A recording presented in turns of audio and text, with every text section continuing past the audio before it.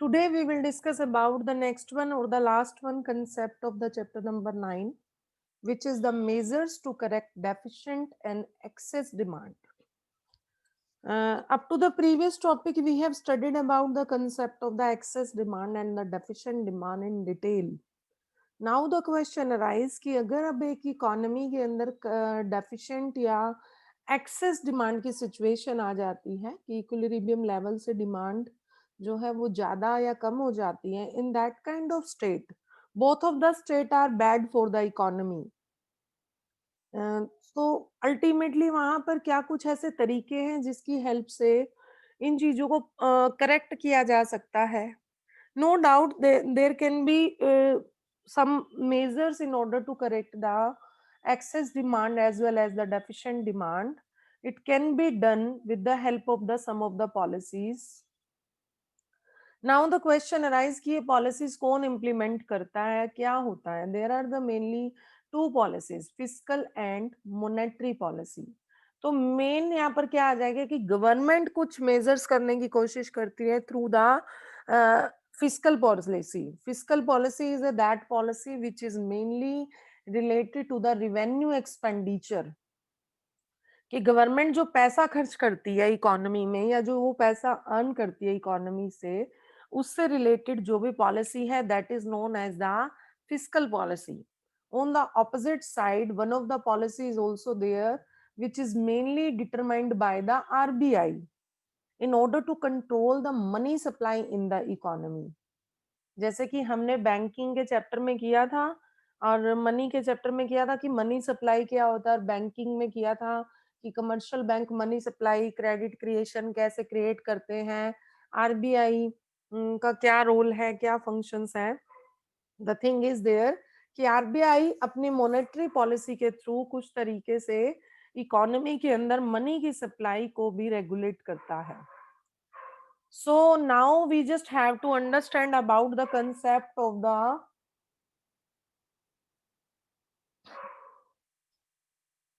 fiscal and monetary policy, that how both of these policies can be used in order to correct the both of the situation, either the excess demand or the deficient demand, or we can say either the inflationary gap as well as the deflationary gap. So the first one measure is there, which is the fiscal policy. So fiscal policy क्या है, which I already told you. It is mainly related to the revenue and expenditure policy of the government, which is also known as the budgetary policy. कि budget पे क्या, mainly budget से regarding क्या terms conditions government ने बनाई है, वो किस तरीके से काम कर रही है. और इसमें मेनली इस पॉलिसी के अंदर किस बात पे फोकस दिया जाता है कि इकोनॉमी में एक ऐसी स्टेट को अचीव करना है जिसमें स्टेबिलिटी हो, ना तो वो एक्सेस डिमांड एग्जिस्ट करे मार्केट के अंदर और ना ही डेफिशिएंट डिमांड एग्जिस्ट करे इकोनॉमी के अंदर. So simply we can say that the budgetary policy, fiscal policy refers to the budgetary policy of the government or the revenue expenditure policy of the government to correct the situations of excess and deficient demand in the economy with a view to achieve the twin objectives. कि दो objectives पूरे करने के लिए, which is the growth with stability. कि growth भी achieve करनी है but stability के साथ achieve करनी है. Now the question arises, which are the major instrument which is used by the government in order to control the excess and deficient demand situation. It means the components of the fiscal policy कि कैसे कैसे इसको use किया जा सकता है. Now we will discuss about that particular instruments or the components of the fiscal policy. और उसके साथ हम ये भी डिस्कस करेंगे मेनली कि वो किस तरीके से यूज किया जाता है with the in order to correct the situation of deficient and excess demand. So the first one is there, which is the government expenditure. Government expenditure क्या होता है, देखो the main one term is there कि ये सबसे most important, this is the most important instrument of the fiscal policy. No doubt हमें पता है कि गवर्नमेंट बहुत तरीके के एक्सपेंडिचर करती है इकोनॉमी के अंदर. Like if we will talk about it कि किस तरीके के एक्सपेंडिचर गवर्नमेंट करती है, so what will we say that expenditure on the public work programs, जैसे कि कंस्ट्रक्शंस हो रही है, डैम्स की, रोड्स की, ब्रिजेस की। देन गवर्नमेंट पैसा खर्च करती है एजुकेशन पे, पब्लिक वेलफेयर प्रोग्राम्स पे। उसके बाद वो डिफेंस पे पैसा खर्च करती है और लॉ ऑर्डर जो भी बनाए जाते हैं उसको मेंटेन करने के लिए। देन गवर्नमेंट क्या करती है, प्रोड्यूसर्स को एनकरेज करने के लिए उस पे उनको सब्सिडीज भी प्रोवाइड करती है। सो सिंपली बहुत से एक्सपेंडिचर्स हैं इकोनॉमी के अंदर विच is mainly incurred by the government. Now the question arise कि गवर्नमेंट जो है वो डेफिशिएंट और एक्सेस डिमांड की सिचुएशन को करेक्ट करने के लिए इसको कैसे यूज करती है। देखो अब यहाँ पर वो इसमें क्या करेगी, the main thing is there कि अगर मार्केट के अंदर एक्सेस डिमांड है, if there is a situation of excess demand in the market, in the economy, तो गवर्नमेंट अपना खर्चा कम कर देगी। क्यों? क्योंकि ऑलरेडी मार्केट में बहुत ज्यादा डिमांड है, ऑलरेडी इकोनॉमी जो है वो ज्यादा डिमांड लोग कर रहे हैं, तो गवर्नमेंट उस चीज में अपना रोल प्ले ना करते हुए वो क्या करेगी, अपनी तरफ से एक्सपेंडिचर करने कम कर देगी ताकि मटेरियल कम यूज हो और उससे जो डिमांड हो रही है वो रिड्यूस हो जाए। और अगर on the opposite side if there is a deficient demand in the is existing in the economy, तो गवर्नमेंट क्या करेगी, अपने एक्सपेंडिचर को बढ़ा देगी। और बढ़ाएगी तो मीन्स अब वो बढ़ाएगी तो वहां पे क्या आ जाएगा, डिमांड ज्यादा होने लग जाएगी। It will work as an injection in the economy, कि इंजेक्शंस लगते हैं ना तो कुछ अंदर जाता है, तो ऐसे इकोनॉमी के अंदर लिक्विडिटी आ जाती है, डिफ्लेशन कम होने के चांसेस हो जाते हैं, राइट right? तो कुछ भी तरीके गवर्नमेंट अडॉप्ट कर सकती है in any kind of state कि अगर एक्सेस डिमांड है तो वो अपने एक्सपेंडिचर कम करना शुरू कर देगी, कंस्ट्रक्शन कम कर देगी, डिफेंस पे थोड़ा कम कर देगी, वेलफेयर प्रोग्राम्स पे खर्च करना कम कर देगी, राइट right? तो और अगर सपोज शॉर्टेज है डिमांड की तो वो इन चीजों पे ज्यादा पैसा खर्च करना शुरू कर देगी। So anything the work can be done by the government in order to correct the situation. अब यहाँ पर बात क्या आ जाती है कि अगर गवर्नमेंट क्या करती है, अपना एक्सपेंडिचर बढ़ा देती है, it will just play a role as an injection in the economy, circular flow में इंजेक्शन का काम करेगा। और अगर गवर्नमेंट एक्सपेंडिचर कम कर देती है तो इसमें क्या हो जाएगा, विड्रॉल हो जाएगा, राइट तो ये दोनों स्टेट आ जाएंगी। As per the situation existing in the economy the government can use it. The second one is the taxes. Taxes हमें पता है क्या होते हैं, these are the simply the compulsory payment which is made by the population of the economy, made by the population of the economy to the government, right? तो tax burden अगर बढ़ जाता है तो गवर्नमेंट क्या मतलब कि मेनली क्या होता है कि टैक्स अगर ज्यादा बढ़ जाएगा तो लोगों के पास खर्च करने के लिए पैसा कम हो जाएगा। तो अगर इकोनॉमी में क्या सिचुएशन है, एडी जो है वो एक्सेस में है, तो गवर्नमेंट क्या करेगी, टैक्स बर्डन को बढ़ा देगी। और अगर एडी जो है वो शॉर्टेज में है तो गवर्नमेंट टैक्स बर्डन को कम कर देगी, क्योंकि गवर्नमेंट ये चाहेगी लोगों के पास डिस्पोजेबल इनकम ज्यादा हो और एडी ज्यादा हो जाए। तो दोनों स्टेट में गवर्नमेंट जो है वो रोल प्ले करती है। अगर शॉर्टेज है डिमांड की तो वो टैक्स को लो कर देगी, लोगों के पास पैसा ज्यादा होगा, they can purchase the more item. अगर मार्केट में एक्सेस डिमांड है वो लोगों के लिए टैक्स बढ़ा देगी ताकि लोगों के पास कम इनकम हो, they will just spend less of the income. This is known as the situation of taxes. After that, the public borrowing or public debt. अब गवर्नमेंट क्या करती है, जनरली पब्लिक से बोरो करती है, आरबीआई करता है ना, through the government securities issue करता है। तो इन अगर डेफिशिएंट डिमांड है मार्केट के अंदर तो गवर्नमेंट क्या करेगी, अपनी बोरोविंग्स पब्लिक से जो उसने की हुई है उसको कम करने की कोशिश करेगी। इट मींस अपनी जो उसकी सिक्योरिटीज है उनको सेल ऑफ कर देगी। और अगर ऑपोजिट साइड पे एक्सेस डिमांड है जहां पर एडी को रिड्यूस करने की जरूरत है, वहां पर गवर्नमेंट क्या करेगी, वो पब्लिक बोरो करना शुरू ज्यादा कर देगी, रेट ऑफ इंटरेस्ट ज्यादा प्रोवाइड करके वो क्या करेगी, ज्यादा बोरो करना शुरू कर देगी ताकि पैसा जो है वो गवर्नमेंट के पास आ जाए रेदर देन लोगों के पास रहने की बजाय। So this is the situation in which the with the help of the public borrowings the government can manage the situation of both the excess and shortage of aggregate demand. Next one is the borrowing from RBI. अब गवर्नमेंट RBI से भी borrow करती है. This is also the another measures to use under the fiscal policy. अब यहाँ पर no doubt वो डिफ्लेशनरी गैप को भी ठीक करना और इन्फ्लेशनरी गैप को भी ठीक करने के लिए वो वर्क करती है. अगर अब वो बोरोइंग्स ज्यादा करती है, अल्टीमेटली इकोनॉमी के अंदर ज्यादा पैसा आ जाता है क्योंकि गवर्नमेंट उसको स्पेंड करेगी. तो अगर डेफिशिएंट डिमांड है तो वो क्या करती है, बोरोइंग बढ़ा देती है. एज वेल एज अगर एक्सेस डिमांड है तो वो बोरोइंग को रिड्यूस कर देती है ताकि लिक्विडिटी भी रिड्यूस हो जाए, लोगों के पास पैसा कम हो जाए and the people will purchase the less amount of goods and services. So these were the simply four measures which is mainly used by the government in order to correct the situation of excess and deficient demand under the head of the fiscal policy. Okay, the government expenditure is there, borrowing from the RBI, borrowing from the public, as well as the taxes were there. Now the second one instrument of the economy, which is the monetary policy. तो monetary policy mainly क्या है, which is mainly adopted by the RBI.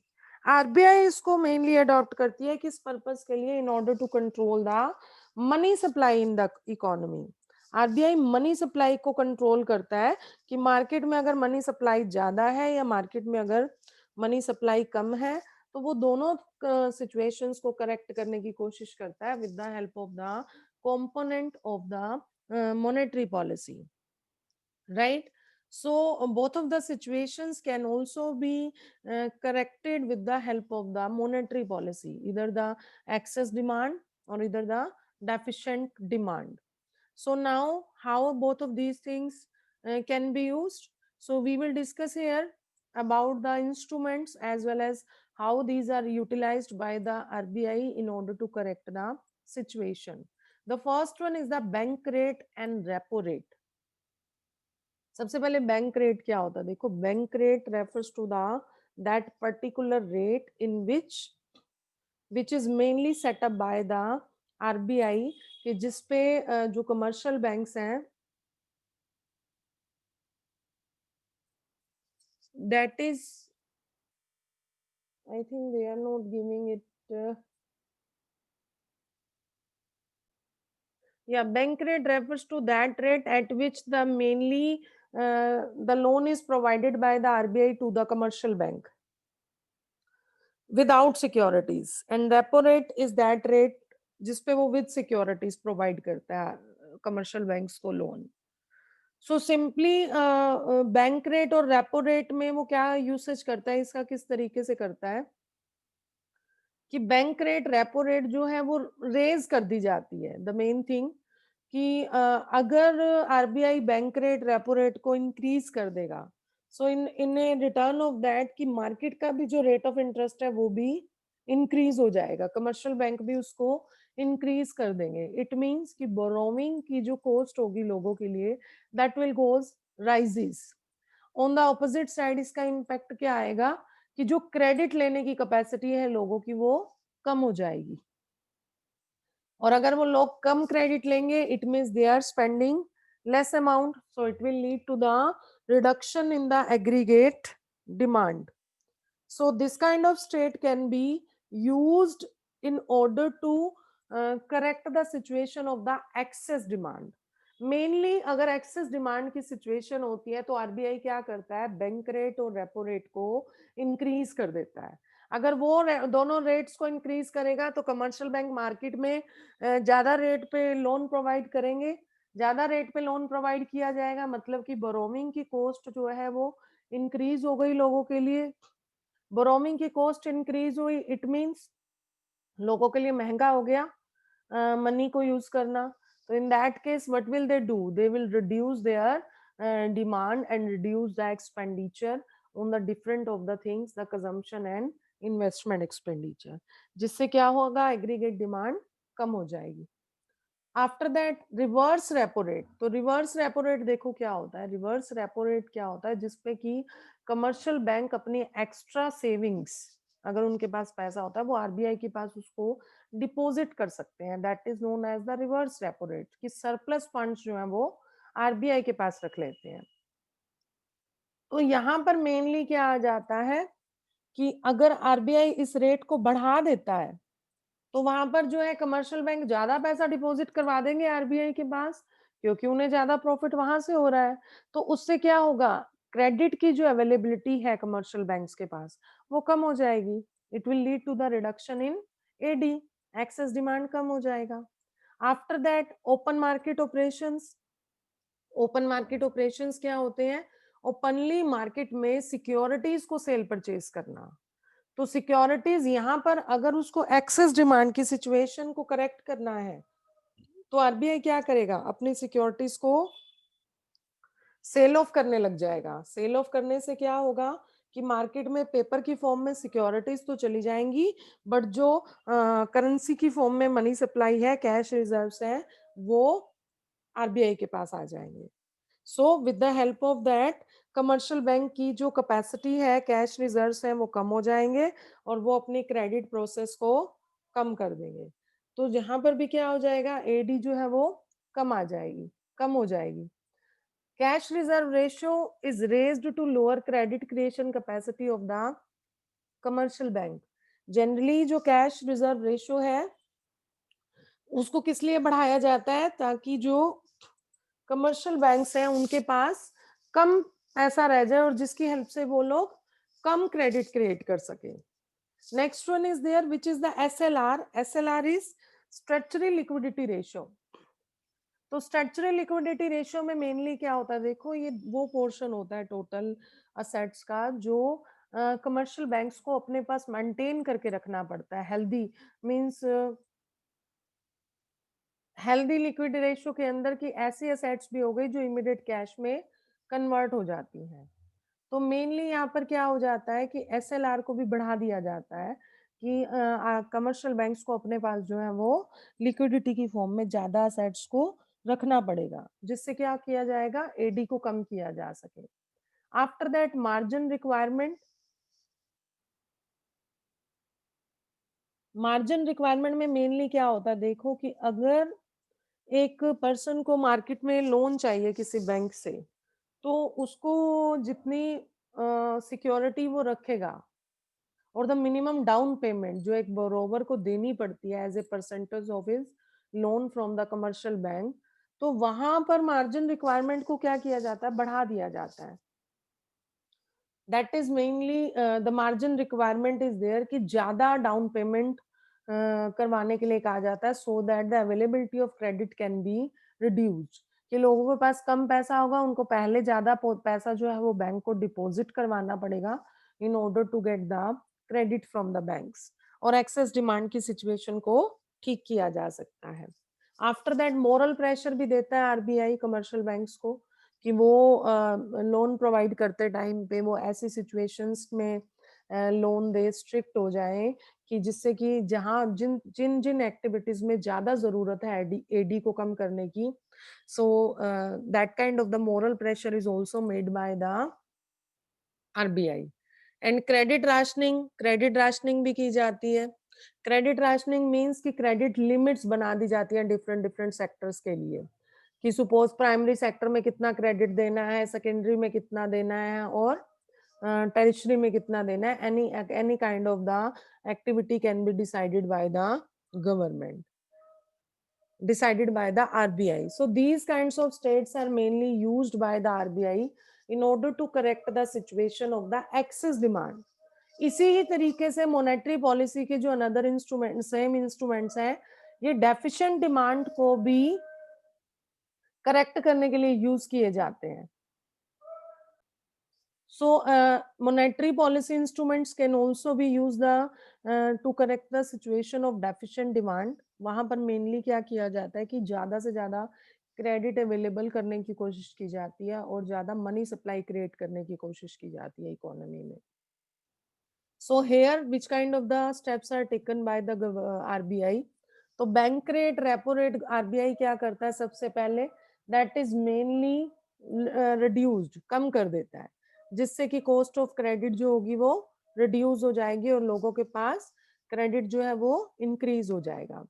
Reverse repo rate भी कम कर दी जाती है, ताकि commercial bank क्या करेंगे, ज्यादा पैसा जो है आरबीआई के पास नहीं रखेंगे, तो वो अपने फंड्स को किस लिए यूज करेंगे, क्रेडिट क्रिएट करने में। सिक्योरिटीज को परचेज किया जाता है ताकि पैसा मार्केट में जाए, ज्यादा कैश जाए। कैश रिजर्व रेशो को कम कर दिया जाता है क्रेडिट की सप्लाई को बढ़ाने के लिए। स्ट्रेचरी लिक्विडिटी रेशो को भी कम कर दिया जाता है so that the money supply can be increased in the economy. Margin requirement, जो मार्जिन चाहिए उसको भी कम कर दिया जाता है कि नो प्रॉब्लम, जो भी डाउन पेमेंट देनी है वो कम भी दी जा सकती है। मोरल प्रेशर बनाया जाता है कमर्शियल बैंक के ऊपर कि वो अपनी लैंडिंग पॉलिसी को लिबरल करें, इजी करें, कि मोस्ट ऑफ द पब्लिक के पास पैसा अवेलेबल किया जा सके।